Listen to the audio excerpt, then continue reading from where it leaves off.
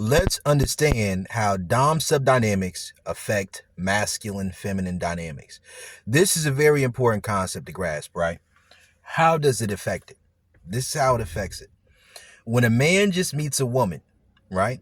Or a boy meets a girl and they're in innocence, meaning they haven't yet fully taken the fruit of the tree of the knowledge of good and evil in regards to sexuality. They haven't lost their quote unquote innocence.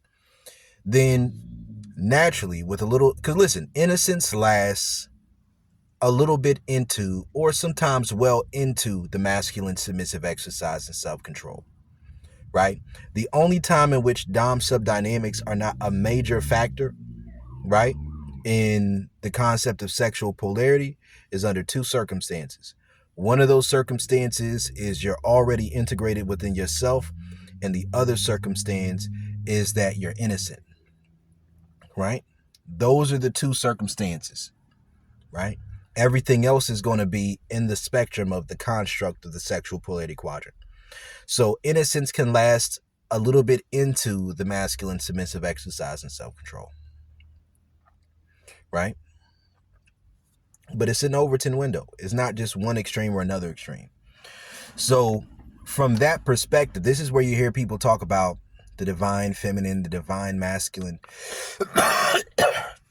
When people are talking about sexual polarity and they try to impose on sexual polarity certain constructs like gender roles and gender norms that are heavily specific based off of that particular area, culture and religion and all those other things, right?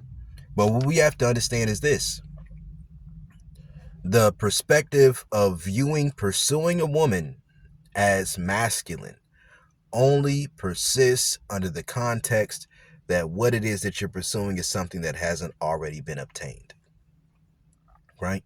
You know, the moment that that woman, and it's a moving goalpost, it's not just about virginity or something like that, right?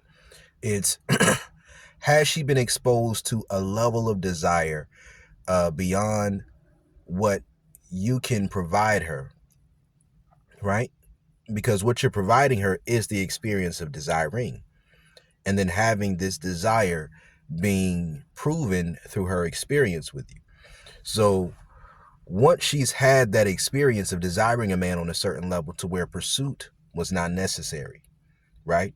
Where courting was not necessary, where dating was not necessary, and she got into that situation and embraced it and enjoyed it, something in the back of her mind is going to know that it is weak and feminine for you to pursue and chase her, right?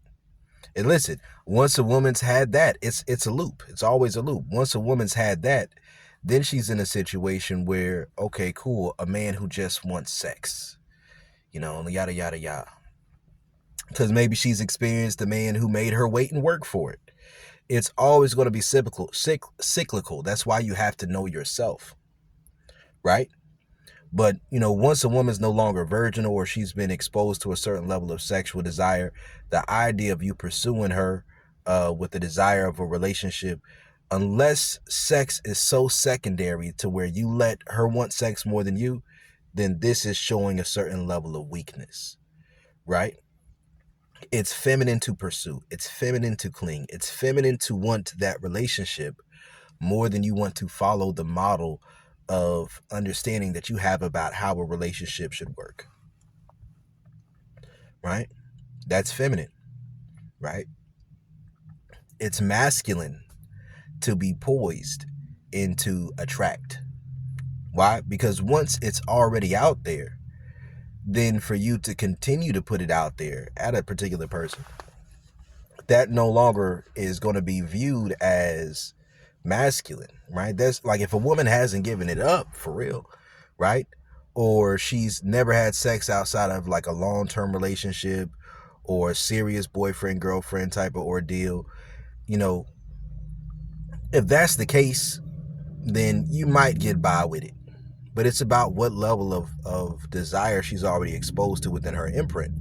Because a woman can want to logically think within her mind. Nothing is going to make a woman hate you more, right, than having every logical reason as to why she should deal with you to not really feel it, and you're still right there in her fucking face. She don't like that.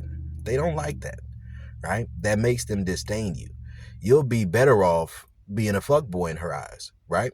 I'm just being honest with you, right? You'll do better off like that, and she'll like you more. But that doesn't mean it's a situation where it can integrate. It's just a matter of if the momentum can be carried through. If her attraction, desire, respect for you is high enough, if she wants to get on your program, if she's at that place in her life, right? If she's not at that place in her life, then it may not work for her that way. A lot of these things are about timing, right? But we have to understand how dom sub dynamics affect masculine feminine dynamics. We have to understand it.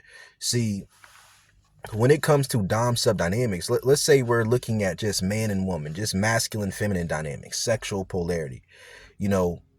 That typically is going to balance out, because if there is a social construct and hierarchy system that's congruent and consistent with what they see surrounding them, that is above them, then the woman has something that's beneath that femininity, and the man has something that's beneath that submissiveness. Beneath that masculinity, so that it ultimately amalgamates to create the full spectrum: masculine, feminine, dominant, and submissive. So from just a man-woman perspective, separate from a conscious understanding of sexual polarity, then typically, naturally, the woman is going to be the one who is dominant, right? Because for most scenarios, she's going to be the one that's pursued with the desire for sex. So she's the giver of pleasure.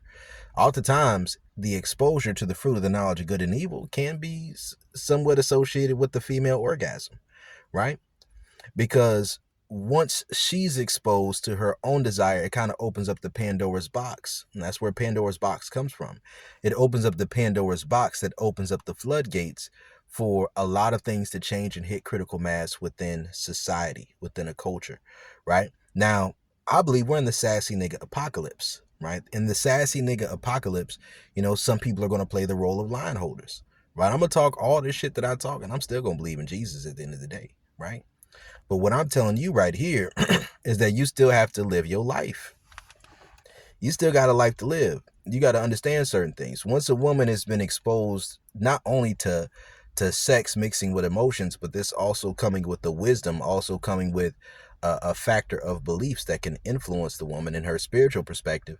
Now it's no longer a safe space. That woman no longer simplifies things, right?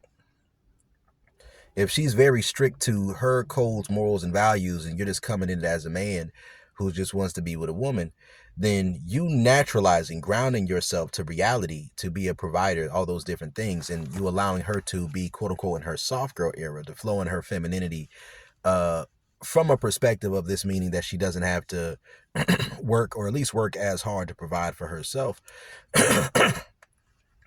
Oftentimes what this is going to do is, if this woman is already thwarted from the path, then she's going to bring a different wisdom to you, right? She's going to bring a different understanding. But there has to be some type of spiritual understanding somewhere. God damn, that ass is fat. There has to be something somewhere, right? Somewhere it's got to be something. So if that's not the case, where's it coming from? Where's the spirituality coming from? Right? Now, as a man, you can lead spiritually, but that means you're going to have to be masculine dominant and be in congruence with your value system. But it's not going to be just your value system that wins a woman over. It's going to be that good dick and that guidance, your ability to create that feeling of safety, those transcendent experience for her, that causes her to question her paradigms of reality and to choose you. And I don't